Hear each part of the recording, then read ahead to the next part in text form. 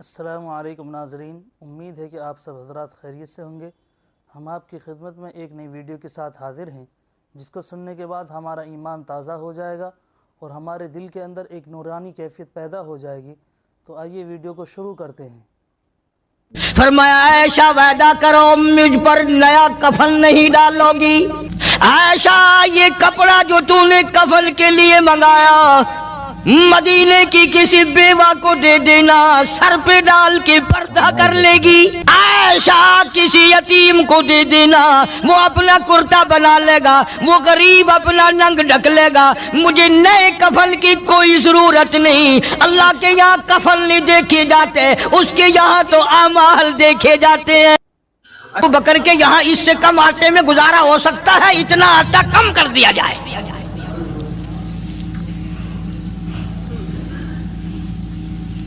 تم کیا جانو ابو بکر کون ہے؟ کبھی کسی بوڑھی نے، کبھی کسی بہو نے، کبھی کسی نے دھی نے کہا کہ آؤ آج ابو بکر صدیق کی نیاز پکاتے ہیں۔ نظر اللہ نیاز حسین، نبی کے یار کا نام نہ لینا کبھی بھی۔ امام الانبیاء محبوب کبریا حضرت محمد مصطفیٰ صلی اللہ تعالی علیہ وسلم نے فرما دیا، او لوگوں، امت کے تمام لوگوں کا میں نے احسانات کا بدلہ چکا دیا، سب کے قرضے چکا دیے، سب کے لینے دینے میں نے برابر کر دیے، پر او میرے اللہ، ابو بکر کے احسانات کا بدلہ تو دے سکتا ہے، میں نہیں دے سکتا۔ حضرت ابو بکر سارا گھرانہ بڑا عجیب ہے، گھر کا گھر بڑا عجیب ہے۔ ہجرت فرما کر تشریف لے گئے نبی کریم سب کا جو صلی اللہ علیہ وسلم کی ذات اقدس کے ساتھ تشریف لے گئے۔ صدیق اکبر کا والد زندہ ہے، ابو قحافہ بوڑھا ہے، آنکھوں سے نابینا ہے، ابھی ایمان نہیں لایا ہجرت والی رات تک، بعد میں لایا ہے۔ لاٹھی کے سہارے گھر آیا، پتہ تو چل گیا نا کہ رات چلا گیا نبی کے ساتھ میرا بیٹا، اور آ کے پوتیوں کو کہنے لگا، کیوں اسما جی دادا جان، میرا تو اپنا خیال یہ ہے کوئی ٹیڈی، کوئی پیسہ، کوئی کپڑا، کوئی غلہ تمہارے لیے نہیں چھوڑ کے گیا ہوگا۔ باوجود کافر ہوتے ہوئے اس وقت تک ابو بکر کا والد مسلمان نہیں، لیکن جانتا ہے کہ میرے بیٹے کو نبی کی اتنی محبت ہے، وہ اتنا قربان ہے، وہ اتنا پروانہ ہے اور اس قدر جانثار ہے، کوئی شے گھر میں نہیں چھوڑ کے گیا ہوگا۔ سیدہ اسماء رضی اللہ تعالی عنہ چھوٹی سی بچی ہے صدیق اکبر کی، کہتی ہے کہ میں نے ایک ہیلا بنایا، ہمارے یہاں دیوار میں ایک آلہ سا میرے والد نے بنا رکھا تھا، اس میں پیسے رکھتے تھے، تو میں نے وہاں یہ مٹی کے ٹوٹے ہوئے برتنوں کے ٹھپ پر ڈال دیے اور اوپر کپڑا ڈال دیا، اور میں نے اپنے دادا سے کہا، نہیں دادا جان، اب کے تو ابا جی نے حد کر دی، بہت سارا مال ہمارے لیے چھوڑ کے گئے ہیں۔ انہوں نے کہا، بیٹی میرا یقین نہیں پڑتا، وہ نبی کے بغیر ایک پیسہ تو کیا وہ اپنی جان پیچھے رکھنے کو تیار نہیں۔ انہوں نے کہا، نہیں دادا ذرا آؤ تو صحیح۔ کہتی ہیں کہ میں نے اپنے دادا کا یوں ہاتھ پکڑ کے، دکھتا تو تھا نہیں، اس کپڑے کے اوپر پھیر دیا کہ دیکھیے یہ آلہ ہے نا، یہ تاک ڈالا کہ سب بھرا پڑا ہے۔ یہ کہنے لگا، اچھا بہت اچھا کیا، تمہارا گزارا ہو جائے گا، مجھے بڑا فکر تھا، مجھے بہت پریشانی تھی، اب میں بے فکرہ ہو گیا کہ تمہارے لیے تمہارا ابا کھانے پینے کے لیے تو چھوڑ گیا۔ سیدہ اسماء کہتی ہیں، حالانکہ جس وقت میں نے یہ کارروائی کر کے دکھائی، ہم 2 دن کے بھوکے تھے۔ 2 دن کے ہزاروں روپیہ جتنا بھی مال تھا گھر میں، جب نبی کے ساتھ گئے سارا پلے باندھ کے لے گئے، نہ جانے کہاں کام آئے گا۔ یہ وہ سیدہ اسماء رضی اللہ تعالیٰ عنہ جس کا حال یہ ہے، سارا دن کھجوروں کی گٹھلیاں اکٹھی کرتی ہے، شامن کو ہامن دستے میں کوٹ کر شام کو پانی میں گھول کر پی جاتی ہے، ساری رات مصلی پہ کھڑی ہو کے قرآن پڑھتی ہے۔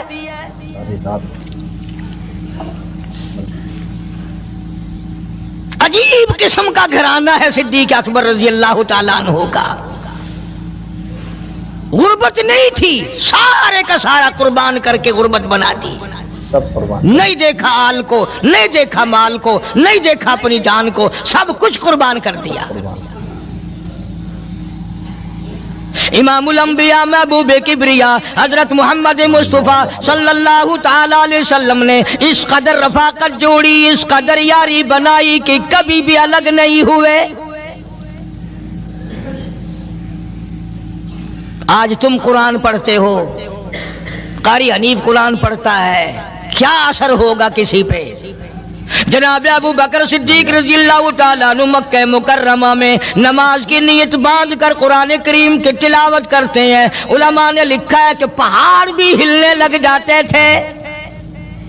पहाड़ भी और काफरों ने नबी पाक सब कह जो सल्लल्लाहु अलैहि वसल्लम से शिकायत की कि अपने अबू बकर को कहो ये रात को कुरान जोर से ना पढ़े, हमारे बीवी बच्चों पे असर होता है, हमारे बच्चे मुसलमान बनने के लिए तैयार हो जाते हैं, हमारी औरतें कुरान सुनकर कुफर छोड़कर मुसलमान बनने को तैयार हो जाती हैं। अबू बकर से कहो ये आहिस्ता कुरान पढ़ा करे। क्या असर था कुरान करीम, यानी उसकी जुबान में इस कदर तासीर थी और इस कदर अल्लाह तबारक व तआला ने खौफ रखा था, जो सिद्दीक की जुबान से कुरान सुनता था मुसलमान बनने के लिए तैयार हो जाता था। आज हम कुरान पढ़ें, हदीस पढ़ें, कुछ भी पढ़ें, असर नहीं होता। कैसे हो? हमारे यहाँ दिलों में जगह हो जभी तो बात बने। इसलिए कुरान करीम कहता कल्ला बल राना अला कुलूबिहिम मा कानू यक्सिबून। गुनाह करते करते, हराम खाते खाते इस कदर दिल काले हो गए, अब कुरान के लिए, दीन के लिए, ईमान के लिए गुंजाइश कोई नहीं, अंदर गुंजाइश खत्म हो गई, सारा दिल भर गया।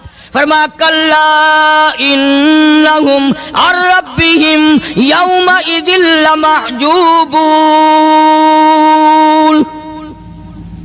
हरगिज़ ऐसा नहीं, जो लोगों का ख्याल है, दीन इनके ख्यालात पे नहीं चल सकता। जनाब अबू बकर सिद्दीक रज़ियल्लाहु ताला अन्हु बीमार हैं, आखिरी वक्त करीब है। अल्लाह अल्लाह। सैयदा आयशा सिद्दीका रज़ियल्लाहु ताला अन्हा के हाथ में नया कपड़ा देखा, बेटी के हाथ में नया कपड़ा देखा। सिद्दीक अकबर रज़ियल्लाहु ताला अन्हु ने फरमाया बेटी ये कपड़ा कैसा है? अर्ज की अब्बा जान कफन के इरादे से मंगवा लिया है, ना जाने किस वक्त जरूरत पड़ जाएगी, मुझे खतरा है, अंदेशा है, आपका आखिरी वक्त है, मैंने कफन के लिए कपड़ा मंगा लिया है। अल्लाहु अकबर। नाराज हुए, फरमाया आयशा वादा करो मुझ पर नया कफन नहीं डालोगी। आयशा ये कपड़ा जो तूने कफन के लिए मंगाया मदीने की किसी बेवा को दे देना, सर पे डाल के पर्दा कर लेगी। आयशा किसी यतीम को दे देना, वो अपना कुर्ता बना लेगा, वो गरीब अपना नंग ढक लेगा, मुझे नए कफन की कोई जरूरत नहीं। अल्लाह के यहाँ कफन नहीं देखे जाते, उसके यहाँ तो अमाल देखे जाते हैं।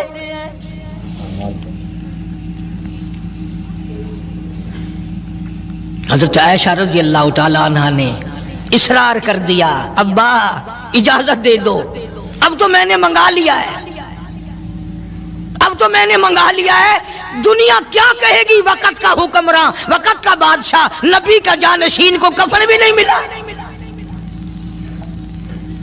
फिर दूसरा रुख इख्तियार किया है सिद्दीक अकबर सबके जो रज़ियल्लाहु ताला अन्हु।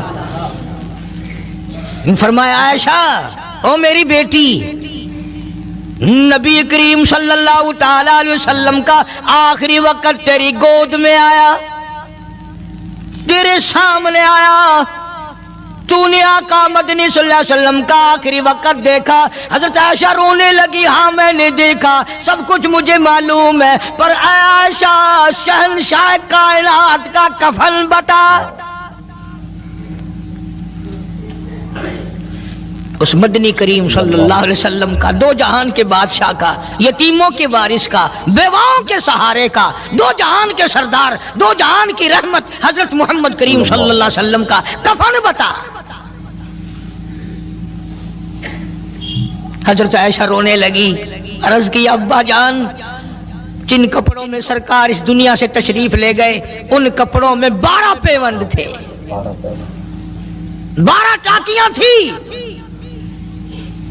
فرمایا عائشہ پھر تیرا کیا خیال ہے، میرا محبوب ٹاکیوں میں گیا ہو میں نئے پہن کے جاؤں؟ جن کپڑوں میں میری وفات ہو یہی میرے کفن میں استعمال کرنا، یہی کپڑے مجھے کفن میں دے دینا جو میرے جسم پہ ہیں، اس لیے کہ جب میں اپنے آقا سے ملوں گا تو شرمندگی نہ ہو۔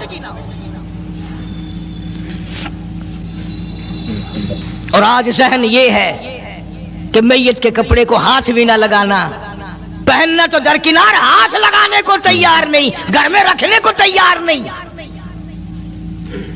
یوں لکڑی سے اٹھا کر پرے پرے پھینکتے ہیں، آگ لگاتے ہیں، نہلانے والے کو دے دیتے ہیں وہ بھی نہیں پہنتا، یوں ہی گلیوں میں نالیوں میں پھینک جاتا ہے۔ نہ تیرا باپ مرا، جب تجھے نفرت ہے کپڑوں سے، مردہ نوانے والے کا وہ ماما لگتا ہے، وہ کیوں پہنے؟ عرض کرنے کا مقصد یہ کہ ان حضرات کی زندگی تو دیکھو، اور وفات شریف سے پہلے 2.5 برس جو وظیفہ لیا، جو تنخواہ لی سرکاری خزانے سے، خیبر کی زمین بیچ کر صدیق اکبر رضی اللہ تعالیٰ عنہ نے 2.5 برس کی تنخواہ کا حساب کر کے وہ ساری تنخواہ جو لی تھی بیت المال میں واپس داخل کر کے پھر دنیا سے رخصت ہوئے۔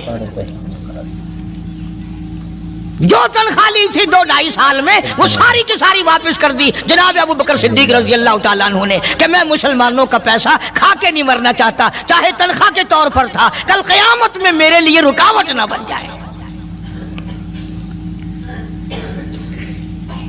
آج مجھے اور آپ کو تو یہ تلاش بھی نہیں کہ اپنا حلال کے پیسوں سے کفن تو بنا کے رکھ لیں۔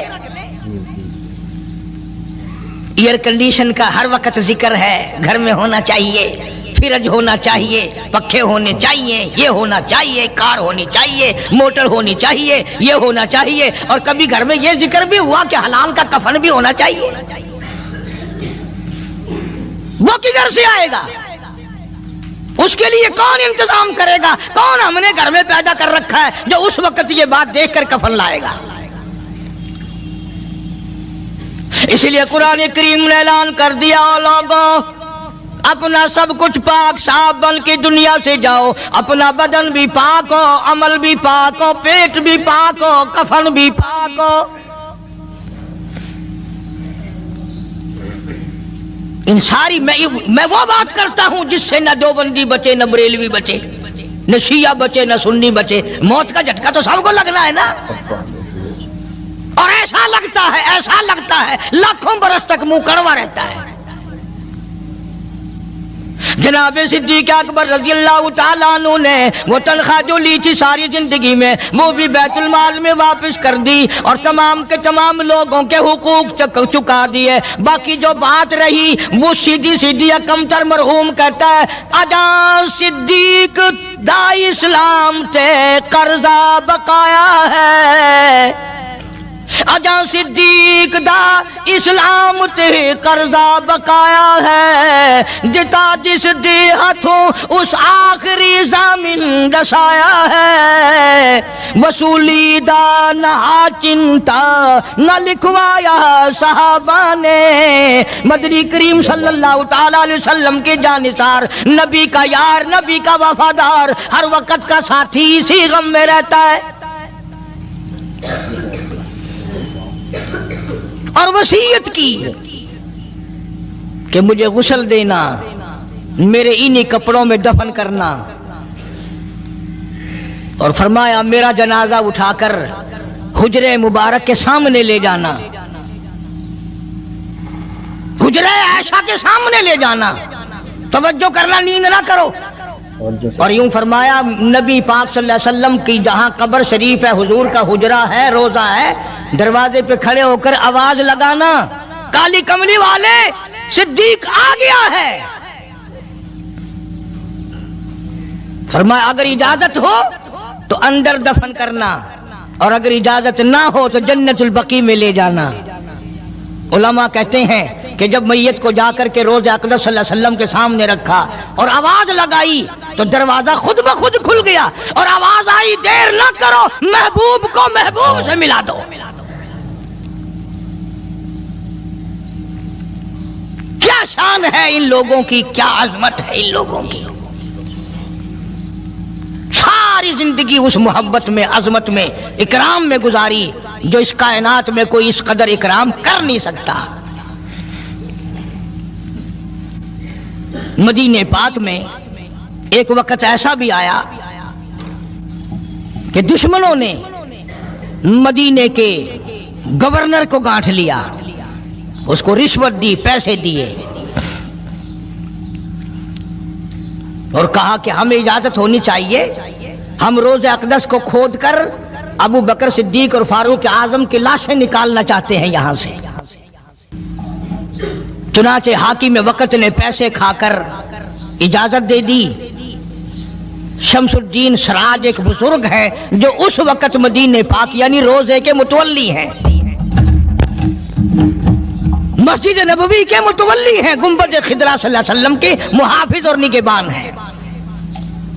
وہ فرماتے ہیں کہ رات آدھی جب گزری تو کنڈی کھٹکی مسجد کی، میں نے کنڈی کھول دی تو مجھے حکم ملا کہ تم خاموش رہو، اگر آواز نکالو گے سر اتار دیا جائے گا۔ ایک آدمی اندر داخل ہوا، دوسرا داخل ہوا، تیسرا آیا، کسی کے ہاتھ میں کسی، کسی کے ہاتھ میں گنتی، کسی کے ہاتھ میں ٹوکری، کسی کے ہاتھ میں تسلا مٹی اٹھانے والا، سب کے سب یوں لے کر داخل ہو رہے ہیں۔ اور مجھے یہ کہا گیا کہ یہ جو کچھ کرتے ہیں روکنا نہیں، کسی کو بتانا نہیں۔ شمس الدین سراج بزرگ رحمت اللہ علیہ کہتے ہیں وہ جب 40 کے 40 اندر داخل ہو گئے، پچھلے نے مجھے اشارہ کیا دروازہ بند کر دے، اب کسی اور کو اندر نہ آنے دینا۔ وہ اللہ والا کہتا ہے مجھے بتا تو دیا گیا تھا دونوں جلیل القدر صحابہ حضرت شیخین کی بے ادبی کریں گے، قبر کھود دیں گے، ان کی میت نکال لیں گے۔ فرماتے میں نے دروازہ بند کر دیا، میں سجدے میں گر گیا، مولا او میرا بس نہیں، میرا کوئی چارہ نہیں، میری حکومت نہیں، میری فوج نہیں، میرا لشکر نہیں، میرے پاس توپ نہیں، میرے پاس لشکر نہیں، او میرے مولا میں نے سنا ہے جیسے نبوت کا محافظ تو ہے، اسی طرح صدیق کی صداقت کا، فاروق کی عدالت کا بھی تو ہی نگہبان ہے۔ مولا میری موت بھیج دے میں نہ دیکھوں۔ شمس الدین سراج بزرگ کہتا ہے کہ اللہ کا حکم ہوا، میں نے بھی دعا تو کی تھی رو رو کے، میرے دیکھتے دیکھتے، توجہ کرنا لفظ سمجھو، میرے دیکھتے دیکھتے مسجد نبوی میں زمین پھٹی اور بمائے ٹوکریوں کے، بمائے سامان کے 40 کے 40 کو زمین نگل گئی۔ اللہ تم سب کو مدینہ پاک جانا نصیب فرمائے۔ وہ جو قالین بچھے ہوئے ہیں نا، کسی پرانے عرب سے اب بھی پوچھ لینا، لمبا کالا کالا نشان لگا ہوا ہے، یہ نشانی ہے کہ وہ کالے جو تھے نا اندر کے کالے، وہ سب یہاں کا رکھ ہوئے ہیں، یعنی خدا صدیق اکبر کا، فاروق اعظم کا، نبی کے یاروں کا اتنا بڑا محافظ ہے، جو بدنیت سے آئے تھے ان سب کو زمین نگل گئی۔